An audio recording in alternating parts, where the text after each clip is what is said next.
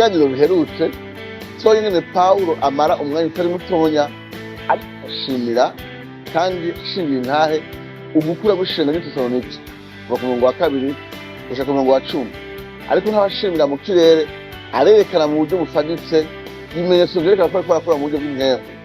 Ibyo nabyo twabibonye ni uko kwizera kwabo gufite ibikorwa, ni uko urukundo rwabo rutuma batama, kandi ivyiziro bafite umwami Yesu bituma banjura ibigeragezo, umubabaro, ihamwa bitoroshe bariko baracamwa.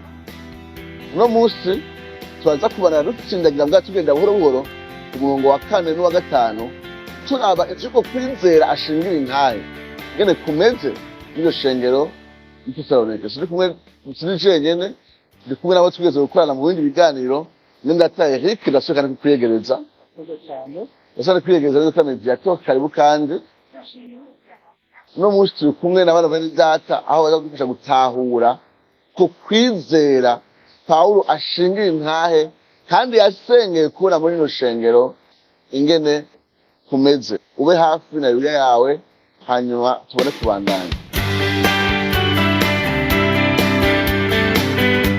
Karibu cyane, ndagiye kubana namwe muri kino kiganiro. Pawulo atangura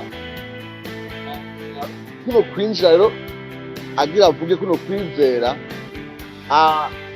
abita abakundwa bene data bakundwa n'Imana. Mbega izina abita mubyumva gute? Hari isano rifitaniye n'ino tematike y'ukwizera agira yinjiremwo, agira abashimire ukwizera kwabo, mugabo atanguye abita bene data bakundwa. Numva umenga komanza tugahera ngaho.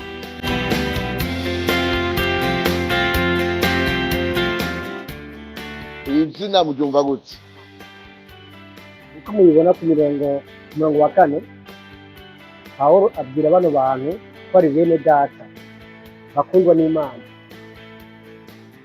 Nibuka twari ikintu kidasanzwe. Bwa mbere ho udata bavuga hano uravye nyene vyanditse yakoresha ururimi rukuru. Si data ari mu buryo bw'umubiri, ni data umuremyi, ni data Imana. Ibutse bano bizera bano bera bo mu Tesalonike ko basangiye umuvyeyi, kandi umuvyeyi ari umuvyeyi w'umubiri, ari umuvyeyi Imana. Ni ikintu rero gifatanye cyane uko bagiye kubivuga kwizera.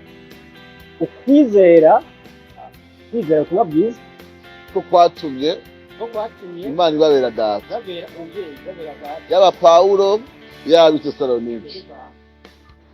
Pawulo kandi ubona ko yifatanya na bano bantu, ubundi womenga ni umuvyeyi wabo bw'ihene kuvuga kenshi, ariko yifatanya nabo nk'abasangiye umuvyeyi.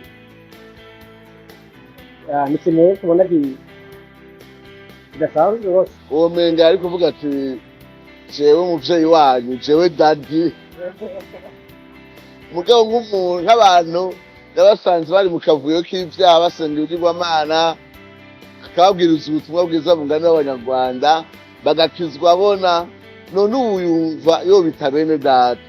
Ntiyarondera urundi rujambo ruri hejuru, kubera ashaka kwerekana ko biciye mu kwizera y'ababo basangiye statu imbere y'Imana. Iki kintu gikomeye mu bihe vyacu, aho usanga amatitre ariyo twifuza ko abantu batuboneramo gusumba kubona ko y'ababo tubabonera canke bo batubonera muri ico kintu twagize twese bwo kwizera. Tutwereka afite ico yokongera. Nibaza ko ari ikibazo gifatanye n'ukuntu turaba abantu, n'ukuntu natwe twirabira mu kwizera ubutumwa bwiza, twirabira mu cyo turi. Kubera ko ndi umwungere, nkabona nguma ndaba yacitse y'ubwungere, simbanza kuraba ko nabaye umwungere kubera nizeye Yesu Kristo, amuko kwizera kungira umwana wa data. Nk'uko n'ubundi wese yizeye atari umwungere ari umwana wa data. Hamwe tworengana tukaza kuraba icyatugize abana ba data, usanga ari ukwizera. icyo kwizera kitubwira tuba abana b'Imana, turaharirwa ibyaha, turakirwa nayo, turaharirwa, turuzura nayo, turatsindanishirizwa nayo n'ibindi nk'ibyo. Ubwo icyo kwizera kutubwira usanga twarabimenyeye tukabigira bito, twumva umenga hejuru hari ishingabire zatugize, c'umuhamagaro watugize, c'ishengero ryatugize. nibaza ko ukonye ko ari ukwihenda cyane rwose, icyo kizokwama ari kinini cyane cyo kwizera kutugira. Icyo kwizera kitugira nk'uko wabeje kubidondagura, mbega ibikorwa dushikako kubera ingabire Imana yaduhaye zoruta uwo muhamagaro w'ibanze utuma duharirwa nayo, tukemerwa nayo, tukanywana nayo, ubwansi bwose bukavaho, ya mahoro twabona hejuru avuga akaza atwara abansi bayo. Iyo niyo sitati ya mbere duhabwa bivuye mu kwizera imbere y'Imana. Tuvuge kuri iyo aspect horizontale, ingene ukwizera Yesu Kristo abamwizeye bica bihindura ingene bakirana nka bene data. Twibutse context y'ishengero ry'i Tesalonike, igisagara kiri Greco-Romaine, kandi ikintu c'amaklasse sociale cari gikaze. Aba-esclave, aba-riche propriétaires, abatunzi, ababourgeois bo hejuru n'ibindi nk'ivyo. Ariko Pawulo niyumvira ko mu kubita bene data ariko arabankuraje ngo bitane bene data hagati yabo, n'importe classe sociale bakijijwe bavamwo canke bakirimwo n'ubu, mugabo kuko kwizera gutuma ivyo bintu vyose usubira kandi kubibona. Tureke ivy'ingabire n'ibiki vyatugaze ku bintu bisanzwe vyatuma umuntu mudasangiye classe sociale udashobora kumwita ngo mon frère. Cyane ikintu urenga kirarenze, ariko ndiyumvira yuko iyo dimension horizontale y'ukwizera ari ikintu gikomeye, aho kwizera guhindurira amaraporo yacu hagati ya twebwe n'abandi. Mugabo tugaruke kandi kuri l'aspect vertical, abita abakundwa n'Imana. Mbega vyovyo bifitanye isano iyahe n'ukwizera? Je numva na karate simple, ako kajambo karate, umukundwa w'Imana. Ni ikintu kidasanzwe. Bano bantu uko mageme yabivuga rino shengero, ishengero ryaciye mu bibazo bitandukanye, ibyago, guhamwa n'ibindi. Ariko hano Pawulo abibutsa yuko iyi Mana nyine n'umuvyeyi ari Imana ibakunda, ari Imana ibitwararitse. Kenshi imibabaro ducamwo, ibibazo byo mu buzima, ibigeragezo, hari guminga turi twenyene, tukibagira ko hari Imana, kandi iyo Mana itwitwararitse idukunda. Nibaza ko ari ikintu gikomeye ko Pawulo yabibutsa bano bantu h'ishengero ry'i Tesalonike mu buryo bw'umwihariko ko iyo Mana nyene umuvyeyi wabo kandi ari Imana ibakunda. Nivyategereje aspect ya diversité, nimba ariko barahamwa barankwa. Iyo ukijijwe n'ubunye atari ubu vyabaye ivya bose, kera ukijijwe umuryango warakwanka, abo muvukana barakwanka, igihugu hari igihe cakwanka bivana naho ukirijwe. Kubwirwa ko abakundwa n'Imana omuye ma persecution, kuko ukwizera kwatuma novuga ni sur le plan affectif hari abantu utakaza. Ariko naho umuntu abatakaza, kumva ko Imana ari umukunzi wabo, mugani wawe niyumvira ko cari ikintu kiri très réconfortant. Ariko tugaruke kandi kuri kwa kwizera. Mbega bano bantu statu yabo batarakizwa ntibari abansi b'Imana? Mbega uku kwizera gutuma duhindura statu uwari umwansi agahinduka umukundwa w'Imana? Mbega ikintu gikomeye, kuko biciye mu kwizera Imana gusa ntiduharira ngo ice turekeraho, mugabo iduhereza ingabire y'ubusabane nayo kuburyo twita abakundwa. Mw'itongo rya Edeni twari dusabanye nayo mu buryo bwimbitse.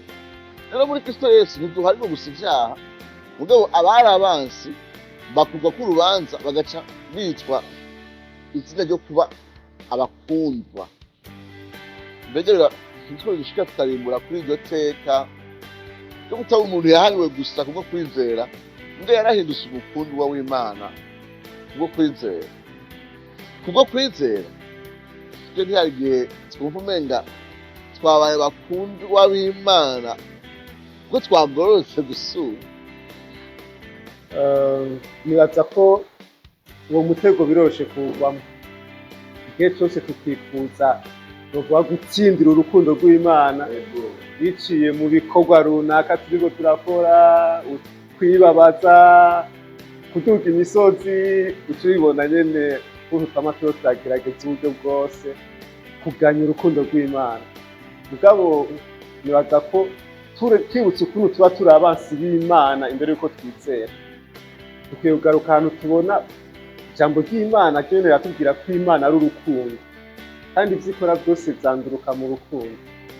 Yohana niwe abivuga mu butumwa bwiza yandika mu gice ca 3 umurongo benshi bamenyereye gose wa 16 avuga ngo kuko urukundo Imana yakunda abari mw'isi ariko rwatumye itanga umwana wayo w'ikinege kugira ngo umwizera wese ntazapfe rubi ariko ahabwe ubugingo budashira. Birumvikana ko inkomoko yo gucungurwa kwacu ni urukundo Imana ikunda abari mw'isi, si kubera ko twagororotse, yadukunze tukiri abanyabyaha. Rero murakoze mugabo kuri uyu murongo nyene amaze kubita bene data bakundwa n'Imana ashobora ati turazi tuzi nous savons mu gifaransa ko mwatoranijwe n'Imana. Munaca bibaza ati mbega yabimenyeye ko bari abantu batoranijwe n'Imana ko tuzi ko kera batubwira ngo umuntu amanza gusenga akabona ko izina ryiwe ryanditse mu gitabo c'ubugingo. Wewe yabibonye hehe? Mbega hoho ugutoranywa na yateme y'ukwizera ariko arabashimira ukwizera kwabo. Mbega gutoranya n'ukwizera bifitanye imigenderanire imeze gute? Nibaza ko ari ikintu kigaragara muri uwo murongo avuga ko abizi ko batoranijwe. Niko mubaza muti mbega none abimenya gute? Abizi gute? Ugacura abizi ko natoranijwe Eric. Kumbure nitwabona igituma Pawulo abizi nagenda aza guca nitera mushaka kuvuga ko ndabizi cyane.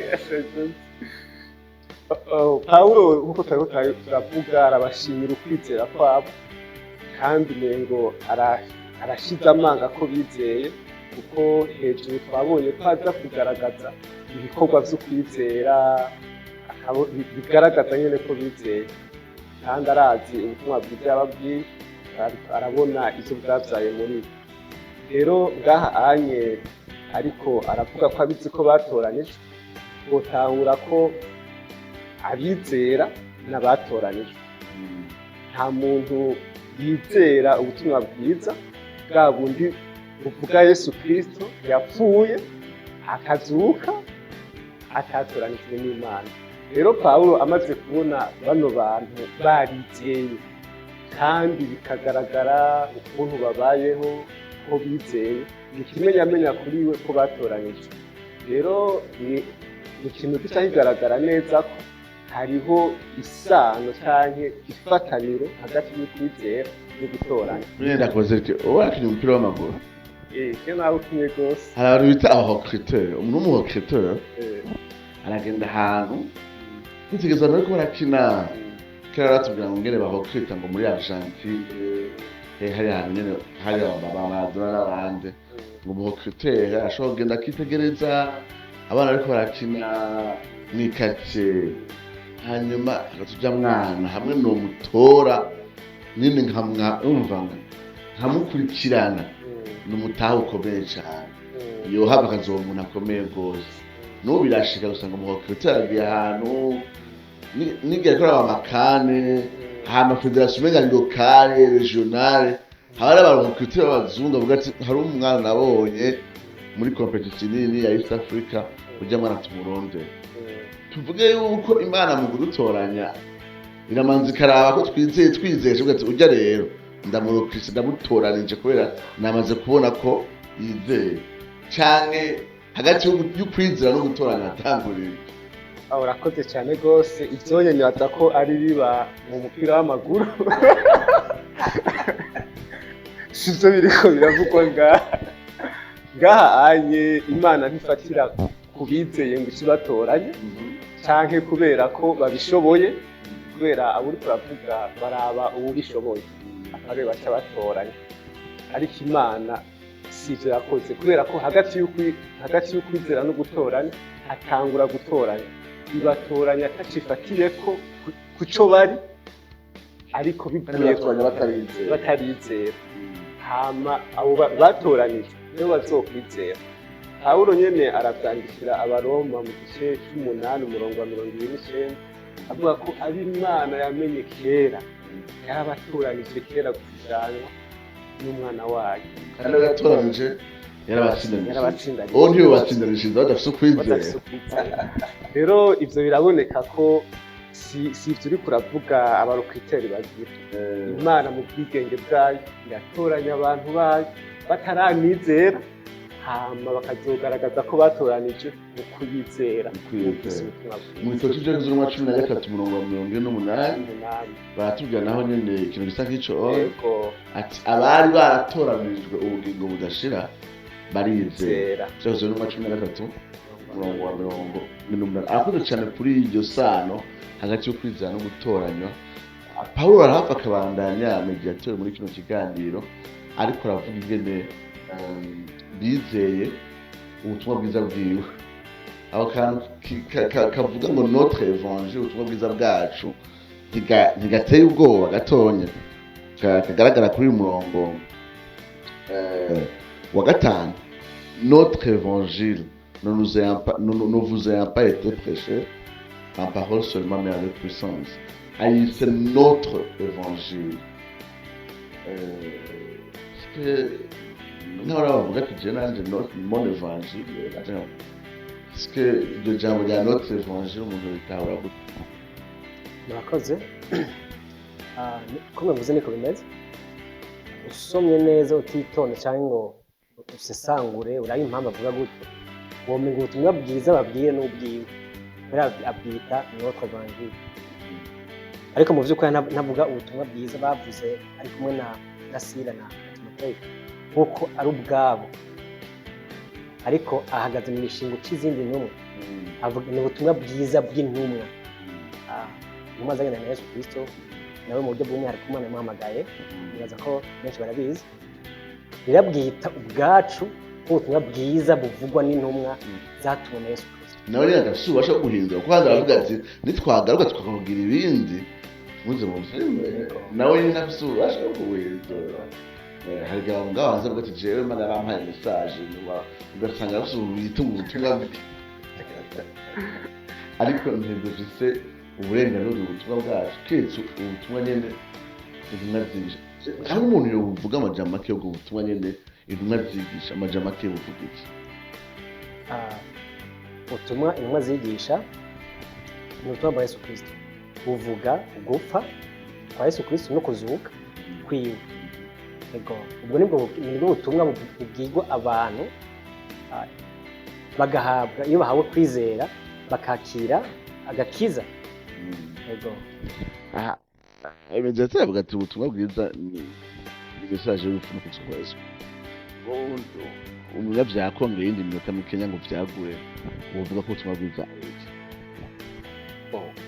uretse ko ivyo ntobisiga inyuma kubera na Pawulo aza kuvyerekana Pawulo araza kuvuga ubutumwa yavuze i Tesalonike, aza kubabwira Yesu Kristo yapfuye akazuka. Ariko ubutumwa bwiza ntibuza gusiga inyuma kwerekana ukuntu umuntu ari umunyabyaha kandi atacabereye imbere y'Imana, atanico yokora yikiza. Agakiza kiwe kari mu gikorwa cya Yesu Kristo, aza kuva mu ijuru akiyambura ubwiza, akaza agahanwa mu kibanza cyacu, agapfa ku musaraba, agahamba, akazuka, hama uyu muntu yumvise ubwo butumwa bwiza agahindukira abihawe biciye mu kwizera nk'uko Pawulo aza kubivuga ati ubuntu nibwo budukiza kubwo kwizera navyo ntibyavuye kuri twebwe ingabire y'Imana ingabire duhabwa na Mpwemu Yera bityo bikorwa ni Mpwemu Yera aza kugikora mu mutima w'umuntu yumvise iyo nkuru nziza hama agahindukira akizera rero ubwo nibwo butumwa bwiza nkawe akanya ko kwagura no kwagura uwo muntu turi kumwe murakoze cyane twe turavuga kuri ya teme y'ukwizera aho abashimira ukwizera bafise tugereje kwegeranya aho tugeze gushika twoshobora kuvuga akameremere ratio y'uko kwizera ni ukwizera gutangwa n'Imana ku batoranijwe ni ukwizera gushingiye ku butumwa bwiza nabwo mwaje kuvuga hamwe je umuntu anyambira undi mwanya mutonya nohera mwirebwa kaba ingene Imana yera itunganye ihambaye yaremye umuntu mu ishusho yayo kugira ngo asabane nayo abe hayinezeza kandi ayihesha icubahiro ariko ahitamo kurondera umunezero hirya y'Imana aragwa yikwegera uburake bw'Imana abononekaye umutima ku buryo mu nkomezi zose ashobora kwizuza n'Imana kandi atashobora kwikura ku burake bw'Imana hanyuma Imana mu rukundo rwayo yatwiyumviye kuva kera hose yumvika Yesu Kristo nk'umuntu kandi nk'Imana abaho ubuzima butunganye kugira ngo ashitse ibyagezwe bisaba kandi twari twarahonyanze yongera yakira igihano twatuza guhabwa twahonyanze ibyagezwe mu kibanza cacu yakira uburake bwose bw'Imana hanyuma ivyahereye ngaho yarazutse nk'umuntu uri ikimenyetso c'uko Imana mwemera kandi yakishikanwa yadutangiye y'urupfu rwiwe maze arungika Mpwemu Yera kugira ngo adushoboze kubona ivyabaye ku musaraba aduheze ingabire y'ukwizera no kwihana maze abakiriye ubwo bugingo budashira bakagendana na Mpwemu Yera arushiriza kubashushanya n'ishusho ya Kristo mu buzima bwejejwe kandi akabarungika hanze ngo bavuge ubutumwa bw'umwuzuzo mu kurindira ko Yesu Kristo agaruka aho azudushushanya nawe nitwamubona imbona nkubona aho mva umunyavyaha yampaye umwanya gatoya ndavuga nk'umupasitori rero bwa butumwa twavuga ubwo kwizera twavuga kwanduruka mu Mana guhabwa uwatoranijwe gushingiye mu kwizera gushingiye mu butumwa bwiza ngo tuje kubivuga twokongera akantu Pawulo ngahayonga ati ubushobozi bwa Mpwemu Yera nibwo bwagaragaye maze ubwo bushobozi bwa Mpwemu Yera burabemeza bega hano uruhara rwa Mpwemu Yera muri kino gikorwa kidasanzwe c'ukwizera ko mu kwizera ubutumwa bwiza bega Mpwemu Yera afise uruhara rumeze gute muri kino gikorwa muri no rugendo cyangwa muri kino processus yo kwizera ego murakoze cyane nibaza ko ukwizera niho wakitoshoboka Mpwemu Yera atarimo kubera ko ivyo byose twariko turavuga bivugwa mu majambo kandi n'umuntu ariko igikorwa c'umuntu kigarukira kuvuga ayo majambo umuntu uravye batwaye dushoboye pastor guhindura abantu bwatuzi ubutumwa bwiza nta n'umwe twohura ntidusige tumuhinduye ndazi ko dufise imitwaro y'abantu benshi keneye ko bizera ubutumwa bwiza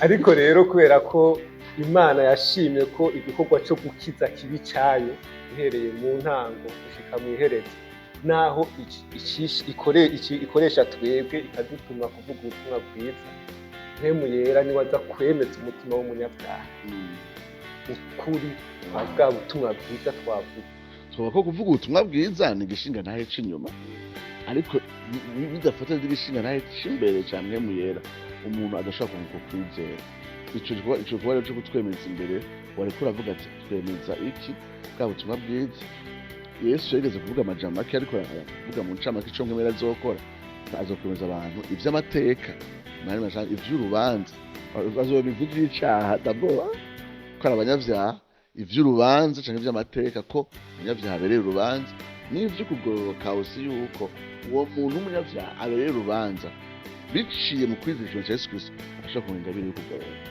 rero nta twemeza zo turi abanyavyaha ntatwemeza ko turiko k'urubanza, anatwemeza ko kugororoka ari ingabire Imana ihereza abizeye igikorwa c'umwana wayo. Nibaza yuko ari ikintu gikomeye cane. Mbega hamwe novuga nti je ngira mvuga ubutumwa bwiza gusa ndabutondeke neza, ivy'ubushobozi bwa mpwemu yera bwemeza abantu, bukwegera abantu ku kwizera ndavyihoze, ishobora biba bitwaye ubutumwa bwiza butondetse neza. Ndakeneye kwishimikiza rwose mpwemu yera hamwe no butondeke neza.